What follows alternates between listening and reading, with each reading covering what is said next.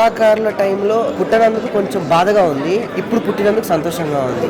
ఏటా గారి సినిమా చూసి అదృష్టం దొరికింది.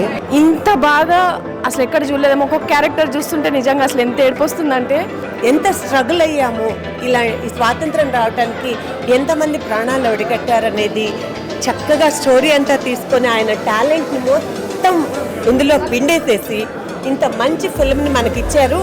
గూస్ బంప్స్ వచ్చినాయి చాలా చోట్ల, లిటరలీ గాట్ గూస్ బంప్స్. రజాకారుల విషయం మనం ఎప్పుడు విన్నాం కానీ ఇంత గొప్పగా ఏట సత్యనారాయణ గారు ఇంత గొప్పగా తీయడం చాలా ఆనందంగా ఉంది. ఫస్ట్ హాఫ్ అయితే నాకు ఒక వైబ్రేషన్ వచ్చింది. ఇంద్రజాగ క్యారెక్టర్ కానివ్వండి, అనసూయ గారిది కానివ్వండి.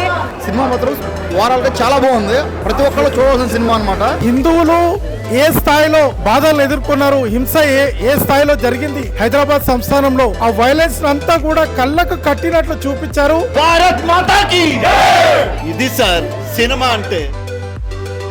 Thank you so much. And normal నేను దాదాపు ఒక 18 సంవత్సరాలుగా చూస్తూ ఉన్నాను అనమాట.